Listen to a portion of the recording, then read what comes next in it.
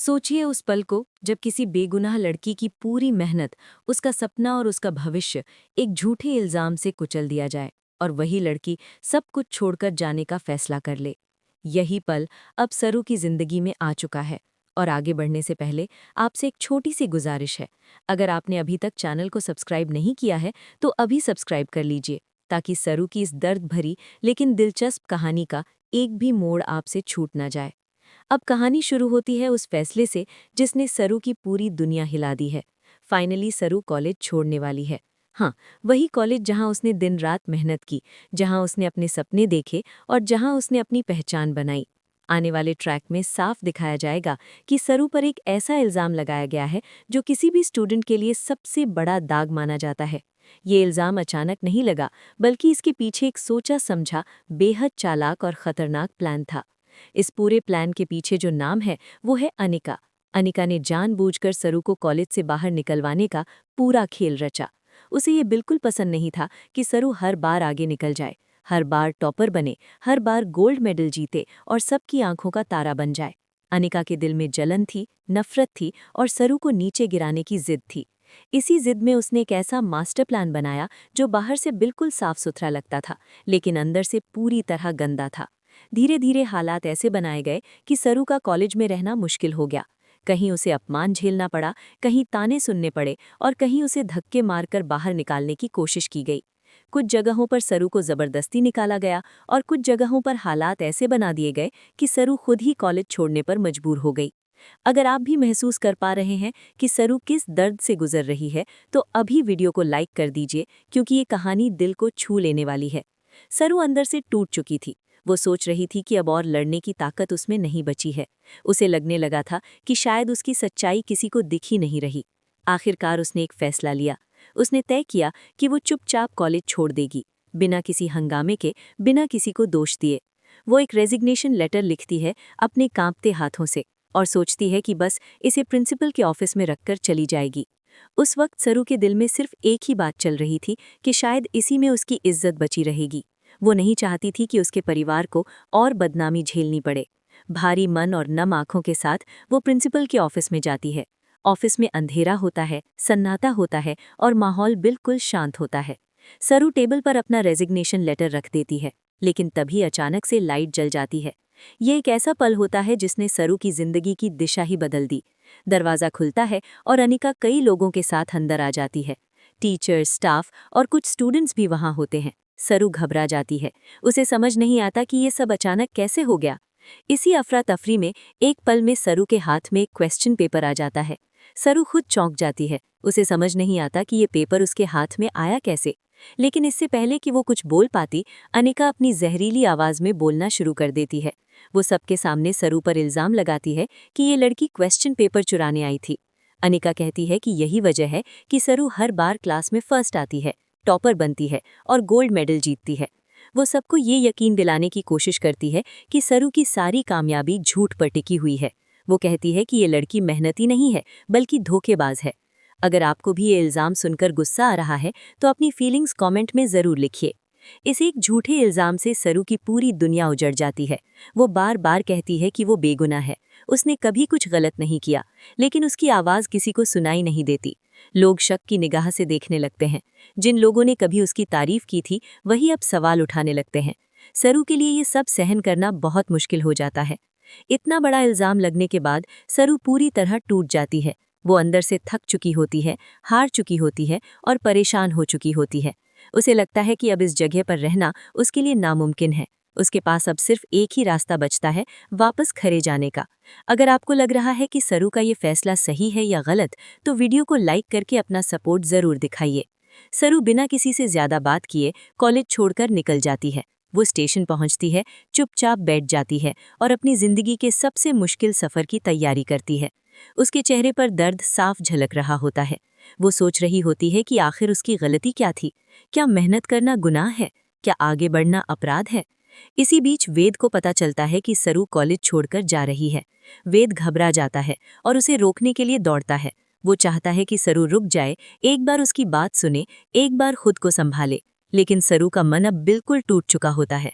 वो किसी की भी बात सुनने के हालात में नहीं होती। वेद उसे रोकने की पूरी कोशिश करता है, लेकिन वो नाकाम रहता है। सरू आखिरकार खरे के लिए निकल जाती है। यहाँ से कहानी एक बार फिर नया मोड़ लेने वाली है।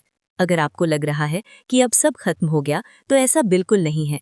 असली खेल अब शुरू होने वाला है, इसलिए चैनल को सब्सक्राइब करके जुड़े रहिए। जब सरू खरे पहुंचती है, तो वहां का नज़ारा उसे और ज्यादा तोड़ देता है। घर पूरी तरह खाली होता है, वहां कोई नहीं होता, यहाँ तक कि मायरी भी नहीं। सरू पड़ोसियों से पूछती है तो उसे पता चलता है कि मायरी जा चुकी है और सरोजा मुंबई में है।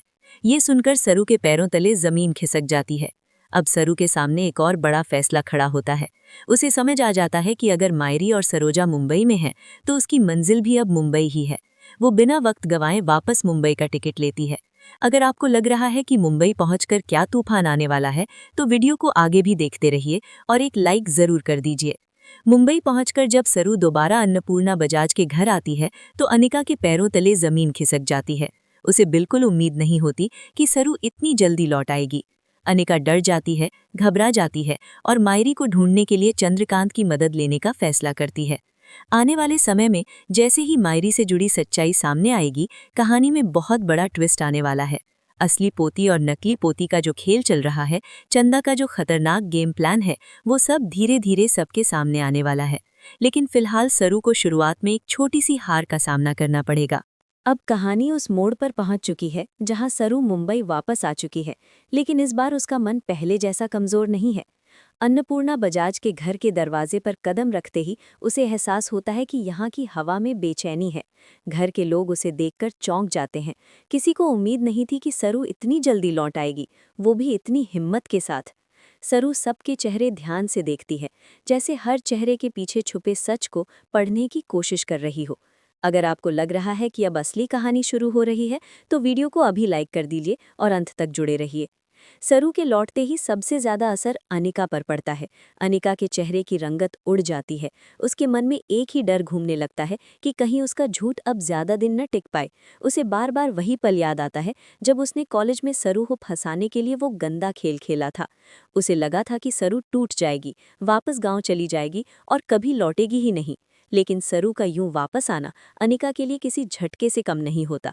दूसरी तरफ सरू चुपचाप सब कुछ देख रही होती है। वो किसी से बहस नहीं करती, किसी पर आरोप नहीं लगाती, लेकिन उसकी खामोशी बहुत कुछ कह रही होती है। उसे अब पूरा यकीन हो चुका है कि उसके साथ जो हुआ वो सिर्फ कॉलेज तक सीमित नहीं था। उसके पीछे कोई बड़ी साजिश है और उस साजिश की जड़ें इसी घर से जुड़ी हैं। अगर आप भी सरू के इस बदले हुए रूप को महसूस कर पा रहे हैं, तो चैनल को सब्सक्राइब करके इस सफर का हिस्सा बने रहिए। सरू सबसे पहले मायरी के बारे में पूछती है। जब उसे पता चलता है कि मायरी अब भी गायब है, तो उसका शक और गहरा हो जाता है। उसे याद आता है कि कैसे मायरी हमेशा कुछ कहना चाहती थी, लेकिन कह नहीं पाती थी। कैसे उसकी आंखों में डर और मजबूरी साफ दिखती थी। सरू अब उन पुराने पलों को जोड़ने लगती है और हर जोड़ उसे एक ही दिशा में ले जाता है, सच्चाई की तरफ। इसी बीच वेद भी मुंबई पहुंचता है। वेद के लिए सरू को इस हालत में देखना आसान नहीं होता। वो खुद को दोषी मानता है कि वो वक्त रहते सरू की मदद नहीं कर पाया। वेद सरू से बात करना चाहता है, उसे समझाना चाहता है कि वो अकेली नहीं है, लेकिन सरू साफ कह देती है कि अब उसे किसी के सहारे की नहीं, बल्कि सच की ज़रूरत है। अगर आपको वेद और सरू का ये सीन भावुक लग रहा है, तो एक लाइक ज़रूर कर दीजिए। वेद चुपचाप सरू के साथ खड़ा रहने का फैसला करता है, बिना सवाल किए, बिना दबाव बनाए। उसे पता है कि सरू को अब सबसे ज्यादा जरूरत समझ और भरोसे की है। वहीं अनिका अंदर ही अंदर पूरी तरह घबरा चुकी होती है। वो चंद्रकांत के पास जाती है और मायरी को ढूंढने की बात करती है। अनिका जानती है कि अगर मायरी सामने आ गई तो उसके सारे झूठ पल भर में ढह जाएंगे। चंद्रकांत भी हालात की गंभीरता समझ जाता है। वो मायरी के बारे में पता लगाने की कोशिश करता है। धीरे धीरे कुछ ऐसे सुराग सामने आते हैं जो इस पूरे खेल को और संदिग्ध बना देते हैं। पता चलता है कि मायरी जानबूझकर खुद को सबसे दूर रखे हुए है, क्योंकि उसे डर है कि सच सामने आते ही बहुत कुछ बिखर जाएगा। इधर सरू को भी कुछ ऐसी बातें पता चलने लगती हैं जिनसे नकली पोती और असली पोती की कहानी साफ होने लगती है। उसे एहसास होता है कि चंदा का जो गेम प्लान इतने दिनों से चल रहा था, वो अब अपने आखिरी पड़ाव पर है। सरू अब चुप रहने वालों में से नहीं है। वो सवाल पूछती है, जवाब मांगती है और हर किसी की बात को ध्यान से सुनती है। अगर आपको लगता है कि सरू अब मजबूत बन चुकी है, तो कमेंट में ज़रूर लिखिए। लेकिन सच्चाई का रास्ता आसान नहीं होता। सरू को एक बार फिर शक की निगाहों से देखा जाता है। कुछ लोग अब भी उसे दोषी मानते हैं। उसे बार बार याद दिलाया जाता है कि उस पर कॉलेज में कितना बड़ा इल्जाम लगा था। लेकिन इस बार सरू टूटती नहीं है। वो जानती है कि सच्चाई उसके साथ है और यही उसकी सबसे बड़ी ताकत है। धीरे धीरे मायरी का ठिकाना सामने आने लगता है। जैसे ही मायरी की सच्चाई उजागर होती है, घर में भूचाल आ जाता है। असली पोती और नकली पोती का फर्क सबके सामने आने लगता है। जिन लोगों ने आंख बंद करके भरोसा किया था, उनकी आंखें खुलने लगती हैं। अनिका के चेहरे पर डर साफ नजर आने लगता है। उसका आत्मविश्वास टूटने लगता है। चंदा का खेल भी अब ज्यादा देर नहीं चलता। उसके झूठ, उसकी चालाकी और उसके बनाए हुए रिश्तों का जाल एक एक करके टूटने लगता है। वो जो खुद को सबसे समझदार समझ रही थी, अब सबके सामने बेनकाब होने लगती है। सरू ये सब देखती है और उसके दिल में एक अजीब सा सुकून होता है। उसे लगता है कि उसकी तकलीफ, उसका दर्द और उसका संघर्ष बेकार नहीं गया। अगर आपको लग रहा है कि ये पल बहुत संतोष देने वाला है, तो वीडियो को शेयर जरूर करिए ताकि और लोग भी इस कहानी से जुड़ सकें। लेकिन कहानी यहाँ खत्म नहीं होती। सच सामने आने के बाद भी सरू के सामने कई चुनौतियां खड़ी होती हैं। उसकी पढ़ाई अधूरी है, उसका करियर रुका हुआ है और समाज की सोच अब भी पूरी तरह नहीं बदली है। लेकिन अब सरू के पास वो हिम्मत है जो पहले नहीं थी। वो फैसला करती है कि वो दोबारा पढ़ाई शुरू करेगी और अपने सपनों को फिर से जिएगी। वेद इस फैसले में उसका पूरा साथ देता है। दोनों मिलकर आगे की राह की योजना बनाते हैं। इस बार रिश्ता मजबूरी का नहीं, बल्कि भरोसे और समझ का होता है। वेद सरू से वादा करता है कि वो हर कदम पर उसके साथ रहेगा। अगर आपको ये रिश्ता सच्चा लग रहा है तो एक लाइक जरूर बनता है। अंत में सरू खुद से एक वादा करती है। वो वादा कि अब वो कभी चुप नहीं रहेगी, कभी गलत के सामने सिर नहीं झुकाएगी। उसकी जिंदगी का ये सफर उसे बहुत कुछ सिखा चुका है।